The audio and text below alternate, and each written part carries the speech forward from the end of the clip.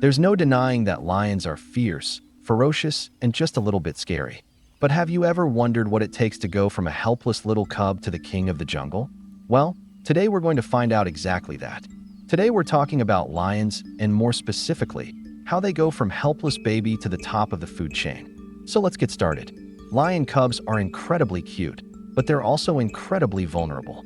They're born blind, deaf, and completely dependent on their mothers for both warmth and food. While Mama Lion will do anything to protect her cubs, though, the tiny lion prides of the Serengeti are a dangerous place for a newborn. In fact, only about 25% of lion cubs make it to adulthood. That's because there are a lot of predators around who would love to make a meal of a helpless little cub. There's also the danger of starvation, not to mention the threat posed by rival males who sometimes kill cubs in order to get the females back in a heat. For the first 6 to 8 weeks of their lives, the cubs are still incredibly weak. At this point, though, they start to develop their iconic mane, which will one day help protect their throat during fights with other lions. By the time they're 7 weeks old, they can hear and see, and they begin to venture away from the den, following close behind their mom. Their milk teeth come in, and they start to eat solid food, although they'll continue to nurse for months. By the time they're 6 months old, they can run and jump, and their adorable play fighting helps them prepare for real life and death battles with other lions. Unfortunately, at this age, they still don't have much going for them when it comes to self-defense. If a rival male happens along, he could easily kill them without much risk to himself. That's why the next several years are the most dangerous in a young lion's life. Although young lions live with their mothers until they're around 2 years old, the teenage boys know that they need to make a change if they want to survive. That's because the dominant males in a pride often kill any young cubs so that the lionesses will come back in a heat and have his cubs instead, even if the dominant male isn't a threat to the young male. The younger lion knows that he'll be wasting away living in the shadow of his father. He'll never get a chance to take over the pride if he doesn't make a break for it. So usually around the age of 14 months, teenage male lions leave their birth pride in search of a new one. Sometimes they travel in groups with their brothers or cousins, which gives them a better chance of success. Although finding a new pride is risky, staying in the pride poses even more dangers.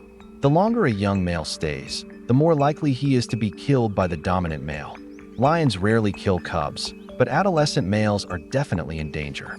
Males from outside the pride will occasionally challenge the reigning king, giving him yet another reason to send the youngsters packing. Sometimes a young male will attempt to take over his father's pride, but it's much more common for him to join a group of bachelors instead. The young lions will form a coalition, which increases their chances of successfully overthrowing the dominant male. And a young male lion is most likely to succeed if he attempts to take over the pride when he's around 2 to 3 years old. Most takeovers happen at night, probably because it gives the usurpers the element of surprise. The older male has no way of knowing that he's being watched, which gives him a false sense of security. When the attack happens, it's quick and violent. The takeover usually involves multiple attackers, which makes it easier to bring down the dominant male. It also means that the strongest lions are most likely to win, since the weaker ones will probably be injured in the fight and unable to defend themselves. Often the defeated male will simply slink away and try to find a new pride to call home. Sometimes, though, he'll fight to the death. Takeovers are rare, though, and most young males will spend several years searching for a new pride to call home. When a young lion finally finds a pride whose females are in heat, he might have finally hit the jackpot. He might find a female that's ready to mate with him, and he won't have to worry about being killed by a rival male. Of course, there's always the chance that the takeover attempt will fail, and the young lion will be forced to run for his life once again. When this happens, the young lion has a few options. He could try to find a new pride to call home, or he could try to take over a different pride. If he's lucky enough to find an uncontested pride, he can finally live up to his title of king. So now that our young lion has taken over the pride and has established himself as the new boss, how long will he stay on the throne? Sadly, not long. Male lions only rule for a few years before they're challenged and ultimately overthrown by younger rivals. Once a male lion has reached physical maturity, usually around the age of 2 years old, he'll reach sexual maturity as well. This means that he's able to father cubs with the lionesses of his pride. However, a lion doesn't just become king because he's physically mature. It's not like he gets crowned or anything. No, a male lion becomes king simply by having sex with the lionesses. Because lionesses bear cubs, they must be receptive to the male in order to have babies.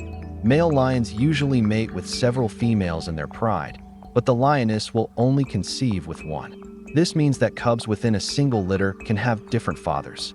Since every lioness in the pride mates with the king, each cub will carry his genes.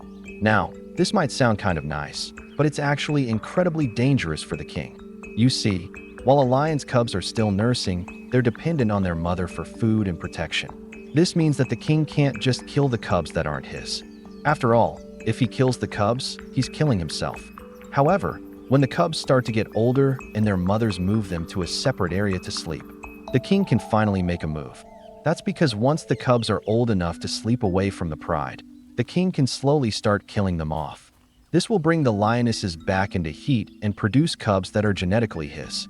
Now, this is a pretty dark strategy, but it's simply how nature works. If the king wants to ensure the survival of his bloodline, he has to eliminate the competition. In some cases, the king will wait until the cubs are older and can be killed by the whole pride, not just himself. Either way, when the young cubs are killed, the females go right back into heat and the cycle starts anew. Not only does a male lion have to deal with the dangers of bringing in a new generation of lions, but he also has to defend his territory from outsiders. That's because a lion's territory is shared with other lions, both male and female. The size of this territory depends on factors such as prey availability and vegetation type. Generally, though, a lion's territory can be between 200 and 400 square miles. If a male lion is challenged by an outsider, he'll have to fight to defend his kingdom. These fights can be epic, lasting for hours and involving dozens of combatants. The outcome of the battle will determine who rules the land, and the loser will often die from his injuries. Even though male lions do most of the fighting, lionesses handle most of the work when it comes to hunting and raising cubs. A lion can eat 10 pounds of meat in a single sitting, but lionesses usually hunt in groups of 2 or 3. This makes it much easier to bring down large prey like zebra, wildebeest, gemsbok, and buffalo. During the hunt, the lionesses chase the prey while the lions stay behind and guard the cubs. Male lions aren't very good at hunting, but they are good at protecting their pride from external threats. They're much larger than lionesses, so they're able to fend off predators like hyenas and even elephants. A lone male lion isn't strong enough to take on a full-grown elephant, but he doesn't have to be. The elephant would have to attack the lion for the lion to do anything. As long as the lion is able to hold his own, the elephant won't feel like sticking around. Still, protecting his pride takes its toll on a lion. The constant skirmishes leave him exhausted, and he needs a lot of food to replenish his energy. Once a lion reaches maturity, he'll probably only live for another 10 years. Eventually, he'll get too old to hunt and will be killed by a younger, stronger male. If he's lucky, he'll die peacefully surrounded by the cubs that bear his name. Becoming king of the jungle is no easy task. A lion has to survive attacks from predators, starvation, and infanticidal males just to get a chance at the crown. Once he's taken over the pride, he'll have to constantly fight to defend his kingdom and ensure the survival of his bloodline. If he fails, he'll be ousted by a younger, stronger challenger and will have nothing left but his legacy. Now it's time for you to make your voice heard. Comment below with your thoughts on lions and their brutal hierarchy. If you enjoyed this video, please hit the like button and share it with a friend. Don't forget to subscribe and click the notification bell icon for more awesome videos like this one. Thanks for watching.